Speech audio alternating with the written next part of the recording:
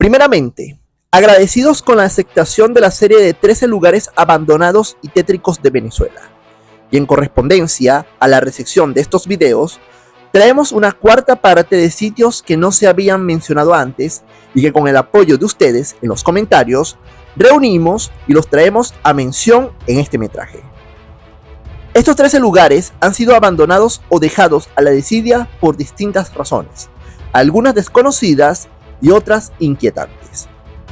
Antes de comenzar, te invitamos a expresar tu opinión con sumo respeto, claro está, en los comentarios y a mantenerte hasta el final del video.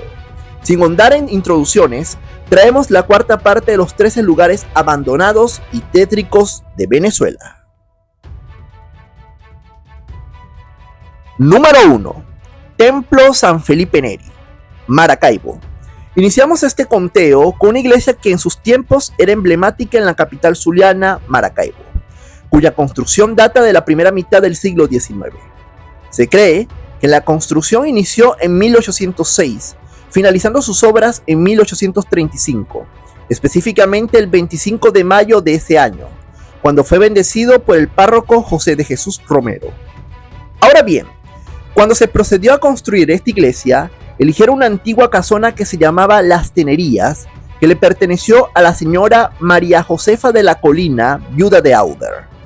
Según algunos cronistas, la antigua casona tenía un portón donde se hallaba incrustado un cañón, donde se le concedía el perdón o se le reducía la condena a un criminal que pasaba por allí. Dicho relato se cree que esta peculiar forma de dar penitencia fue decretado por un privilegio real en la Venezuela colonial. Al adquirir la casona, la señora de la Colina transformó aquella antigua fortificación, quedando como una vivienda de inicios del siglo XIX. Tras la muerte de la doña, la casa quedó a la deriva, hasta que se ideó la construcción de un templo a San Felipe Neri, y tardaron alrededor de 30 años para la culminación de las obras. El responsable de la arquitectura y de la iglesia fue José Simón Peña y Peña. El cronista gráfico Coy Nubardo recoge que en el artículo Templo San Felipe Neri, que los planos de esta iglesia fueron elaborados por el ingeniero Olegario Meneses, y que el inmueble se edificó en donde antes existía una casona conocida como Las Tenerías. Su constructor fue José Simón Peña y Peña, y que en 1831 cedió la isla de Burros, hoy Providencia, para un leprocomio.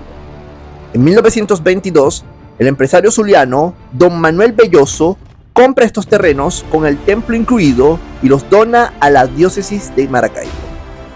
Tras varias décadas donde se oficiaban alguna que otra misa, los títulos del terreno pasaron primero a la Universidad del Zulia, luego al INAVI en 1979 y por último al Centro Rafael Urdaneta en 1988.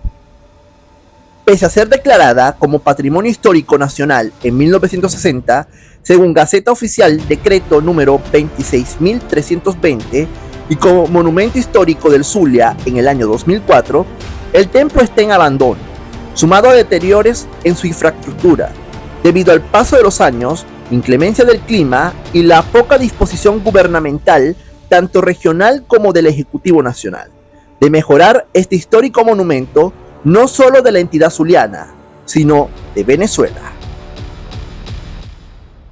Número 2. Hotel Casa Real, Valencia. Como en nuestras entregas anteriores, en los listados damos cabidas a hoteles, algunos que fueron en su época de esplendor reconocidos no solo por nacionales, sino extranjeros, y otros hoteles que solo quedaron su fachada.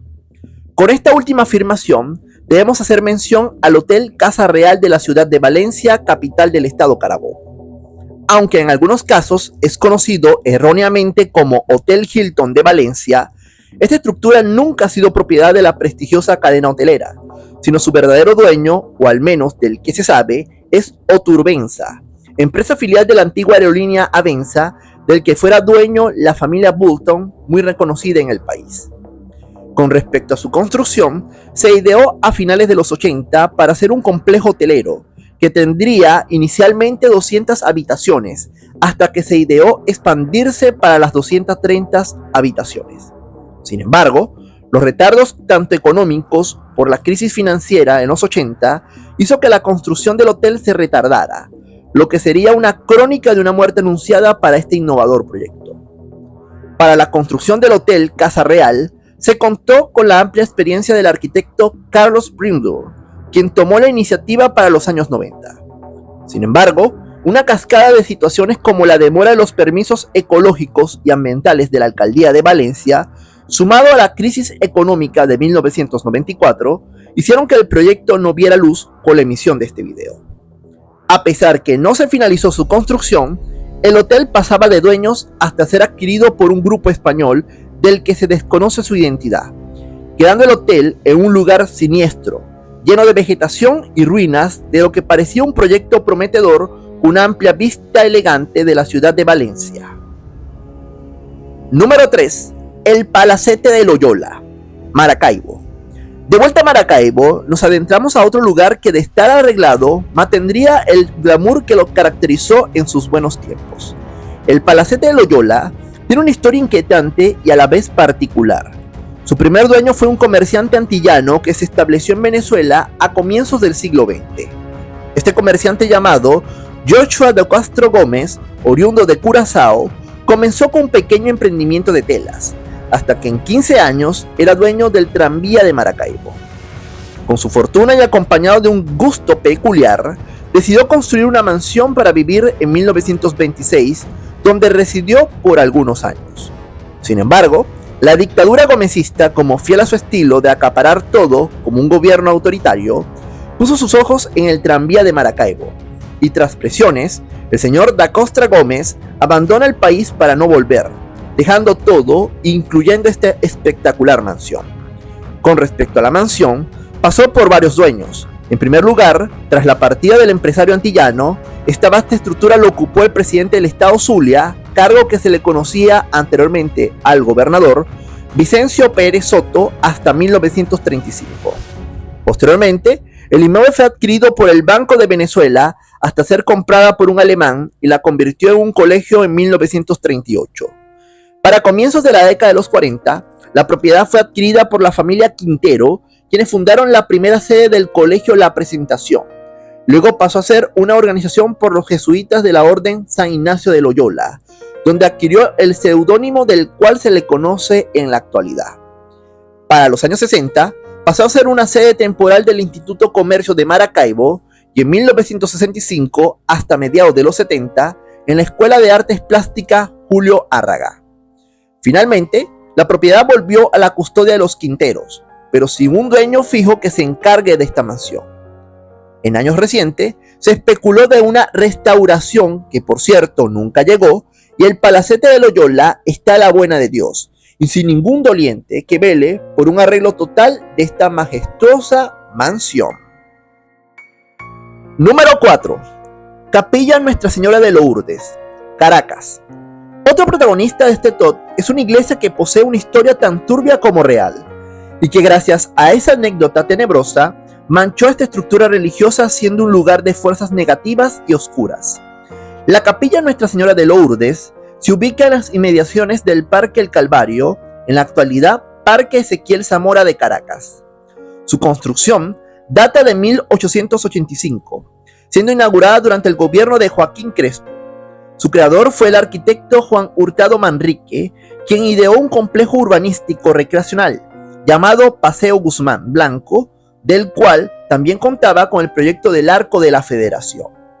Como capilla fue sitio predilecto para la realización de misas, bodas y bautizos, pero tiene una historia aterradora como inquietante. A inicios del siglo XX, un sacerdote cuya identidad nunca fue revelada, cometió un acto carnal con una jovencita que estaba comprometida en matrimonio con un supuesto cadete. Tras este hecho, el sacerdote, totalmente arrepentido y atormentado por la debilidad de estar con una mujer y preso de sus temores, decidió acabar con su vida, atando su cuello de una soga en el interior de la capilla. Luego de este terrible suceso, la comunidad se consternó y llegó a oídos de las autoridades locales de la época, quienes decidieron cerrar la capilla ante tal acto bochornoso. Con el pasar de los años, la capilla quedó en total abandono. siendo objeto de vandalismo y de personas en situación de calle. De hecho, la cuerda con la que el sacerdote apagó su vida estuvo allí, siendo objeto de vandalismo y bromas de vándalos y amigos de lo ajeno. Pasado el tiempo, la comunidad intentó por los medios oficiales de reanudar los actos religiosos en la capilla, pero fue muy intermitente y más con la mala fama que obtuvo tras la muerte del cura. En el año 2006 fue declarado como Patrimonio Histórico Cultural de la Nación según Gaceta Oficial número 38.383 de febrero de ese año. De hecho, la última restauración que hicieron a la plaza y a los alrededores de la capilla fue en el año 2009. A partir de allí ha quedado en total abandono. Número 5. Isla Multiespacio, San Diego. En nuestro video de 20 edificios más altos de Venezuela, mencionamos a la Isla Multiespacio de San Diego, un proyecto que de haberse concretado supondría ser el rascacielos más alto del país. Este proyecto arquitectónico inició sus obras en julio del año 2009, siendo propiedad del Grupo Balcro y cuya finalidad era multipropósito, ya que se preveía contar con un amplio centro comercial, hotel, teatro, una clínica estética y torres de oficinas, pero se quedó en veremos. Por su parte, la obra estuvo bajo la dirección del arquitecto Pedro Mateo y del ingeniero Luis Garzaro, con la contratista constructora Carco Compañía Anónima. Sin embargo, diversas razones como las crisis financieras del 2009 y 2010, pasando por la hiperinflación del país, hicieron que este proyecto tardara más de la cuenta. Pese a supuestos rumores de que las obras se iniciarán, hasta el sol de hoy, nadie sabe si el proyecto terminará de construirse o será uno más de los mamotretos abandonados de Venezuela. Número 6. Universidad de Oriente, Núcleo Anaco. Haciendo una revisión minuciosa de los comentarios, me llegaron varias ideas con respecto a las universidades públicas del país. Pero ese tendrá un video propio sobre cómo lucen las principales casas de estudios en Venezuela. No obstante, el ocupante de la casilla 6 no debe estar ajeno al ojo público, por ser un núcleo de educación superior de una de las universidades con mayor prestigio del país, la Universidad de Oriente, o por sus siglas, UDO. El núcleo de que haremos mención se encuentra en Anaco, un poblado del estado oriental de Anzoátegui, cuyo abandono y desidia sorprende a propios y extraños. Es inconcebible que una casa de estudio esté en condiciones precarias, y no solo eso, hago mención del núcleo UDO Anaco, sino de casi todas las universidades públicas del país, donde se supone que las universidades son el alma mater de una sociedad. Lamentablemente, y con puras promesas incumplidas de los gobiernos de turno, sí, y soy específico con el gobierno actual de Venezuela, las principales universidades se ven de esta manera. Ojalá en un futuro no tan distante se puedan recuperar estos espacios que son formadores de futuros profesionales y no tengamos que hacer este tipo de videos, donde las universidades estén en desidia y sin dolientes. Número 7. Centro Comercial City Garden, Maracay. Otra obra en construcción que ha tardado 20 años y ni siquiera se le ve la luz al final del túnel es el Centro Comercial City Garden de Maracay en el estado de Aragua. Este proyecto pintaba para dar un refrescamiento al comercio de la ciudad jardín de Venezuela, por allí su nombre en inglés. Sin embargo, retardos en el presupuesto, robo de sus propietarios y un sinfín de calamidades como la crisis económica del 2016 al 2019 en el país ha dado que este proyecto se tarda más de la cuenta. A pesar de estar en un 60% culminado, sigue esperando para que haya inversionistas y se termine de concretar este centro comercial, que de momento luce así, deteriorado y sin ánimos de recuperación. Número 8. Hotel Santa Bárbara de Choroní. El siguiente inquilino es un hotel que iba a ser inaugurado durante la dictadura de Marcos Pérez Jiménez, pero con la caída del dictador se quedó en total desidia. El Hotel Santa Bárbara en el estado de Aragua se proyectaba como un hotel de lujo cerca del espectacular paisaje de Choroní.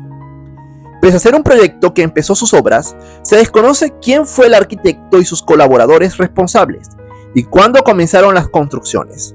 Se cree que el hotel empezó a idearse en plena dictadura perejimenista y tuvo algunas paralizaciones, ya que había otros proyectos del que se tenía la prioridad. No obstante, se llegó a concluir algunas zonas de la infraestructura, pero con la caída de Pérez Jiménez en 1958, el hotel se quedó sin recursos y mucho menos con el interés de reactivarlo. Según algunos vecinos de la zona, el hotel funcionó del todo, a menos los primeros pisos, hasta el año 1959, pero de la nada empezó a ser abandonado. No fue hasta los años 70 cuando se intentó en reactivarlo, pero como liceo público. Sin embargo, le salió un dueño al hotel y quedó sin concretarse en ninguno de los proyectos visibles. Para los años 2000, el gobierno de Hugo Chávez intentó recuperar las instalaciones y lanzar un presupuesto inicial, pero con sola la supervisión de Caracas y no de los pobladores de Choroní. A pesar de que se estimuló un proyecto de turismo y hotelería, el proyecto se engavetó y el gobierno chavista suspendió la construcción del hotel sin razones o motivos.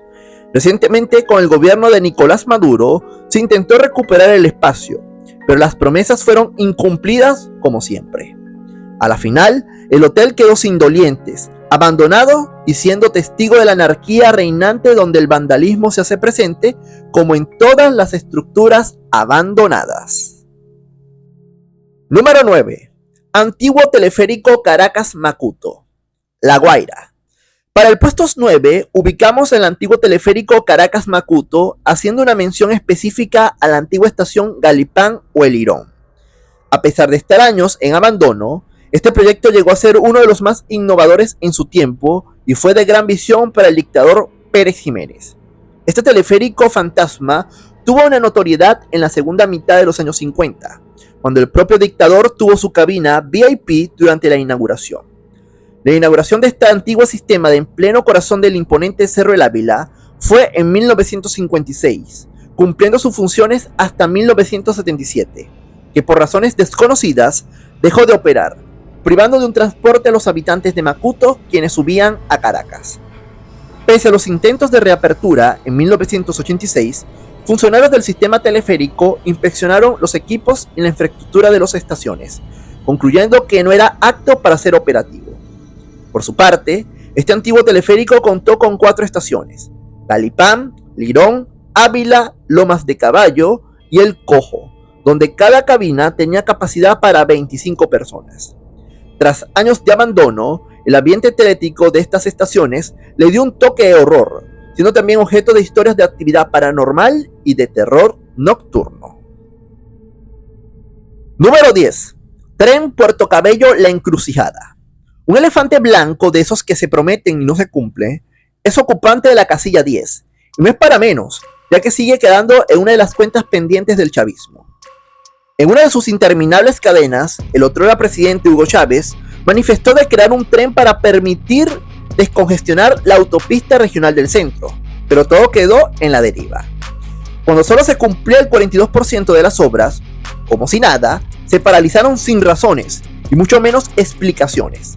El prometido tren de Puerto Cabello La Encrucijada quedó en cabillas y ruinas.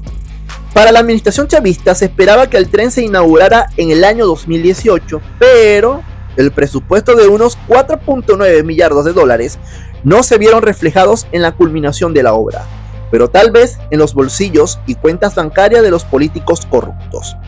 Como una muestra más de obras inconclusas en nuestra Venezuela contemporánea, el tren Puerto Cabello La Encrucijada es testigo más de que las promesas a veces no se ejecutan, bien sea por corrupción o falta de interés. Número 11. Isla del Burro, Valencia. El ocupante del puesto 11 se le hizo mención en el video de las 10 cárceles más temidas de Venezuela, y es que en su momento fue uno de los centros de detención y tortura más temibles del país. La Isla del Burro se encuentra ubicada en el lago de Valencia y se cree que fue ocupada a partir de los años 1700. De hecho, uno de sus visitantes más frecuentes fue el caudillo y uno de los líderes de la independencia venezolana, el general José Antonio Páez. Ya entrado el siglo XX, la isla cumplió otros fines, lejos del comercio y de ser un lugar de descanso, muy alejado de la realidad. Durante la dictadura del general Juan Vicente Gómez, se pensó en la construcción de una cárcel al fiel estilo de Alcatraz, para aquellos disidentes o conspiradores y enemigos de la dictadura gomecista. De hecho, los que llegaban a ser capturados y transportados a este lugar tenían o la muerte segura o ser testigo de los castigos más severos. La cárcel cumplió sus fines hasta 1935, casualmente el mismo año en la que el dictador Gómez partió de este mundo terrenal. Por otro lado, estuvo cerrado el recinto penitenciario hasta el gobierno de Rómulo Betancourt, que lo reaperturó como centro de detención para comunistas. Tras años de abandono, hubo planes de convertir en esta famosa isla en un centro turístico, pero los resultados fueron infructuosos. Actualmente así luce la isla del Burro, cuya estructura se encuentra en total ruinas y desidia. Número 12. Escuela Técnica Industrial Francisco de Miranda, Los Guayos. En el puesto 12 presentamos a la Escuela Técnica Industrial Francisco de Miranda de Los Guayos en el estado Falcón, siendo esta una institución para crear a técnicos en la rama industrial en la segunda mitad del siglo XX. Su fundación fue durante el gobierno de Raúl Leoni y contó para capacidad de 1.200 estudiantes. A pesar de ser una institución que formó a profesionales técnicos, ha sido objeto de descuido, vandalismo y robo. En años siguientes, se han trabajado para que esta emblemática institución falconiana vuelva a reactivarse, pero de momento ha procedido a construir sin conocerse detalles. Número 13. Residencia privada de Marcos Pérez Jiménez, Isla La Orchila. Por último, cerramos con esta cuarta entrega de 13 lugares abandonados de Venezuela, una residencia, o mejor dicho, varias residencias privadas de algunos mandatarios venezolanos, pero quien ideó que una isla paradisíaca privada y para fines militares fuese empleada, sin dudas fue el dictador Marcos Pérez Jiménez. Los gustos peculiares del dictador fueron muchos. No solo le dio una majestuosa mansión, sino varias que fueron legados de otros mandatarios venezolanos, quienes escapan para un fin de semana largo, acompañado de damas traídas del Caribe, especialmente aquellas de la buena vida de la Cuba antes del castrismo. Tras la caída del dictador en 1958, estas lujosas viviendas quedaron legadas a los presidentes, quienes acudían de vez en cuando para echar una canita al aire. Poco se conoce de estas viviendas.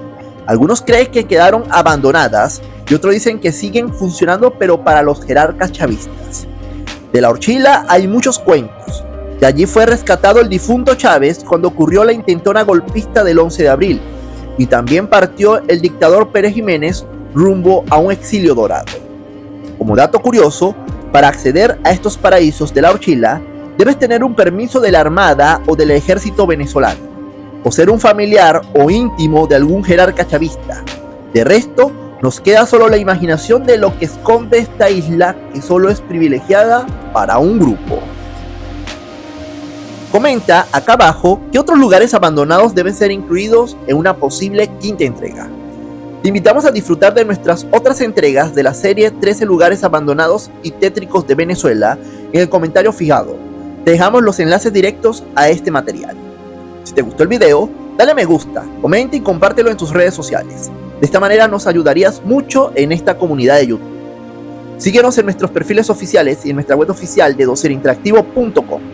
Te invitamos a suscribirte a nuestros otros canales, Boletín Curioso si eres amante de las curiosidades, e History Informado si te gustan los datos históricos. Con esto nos despedimos. Nos vemos hasta una próxima entrega.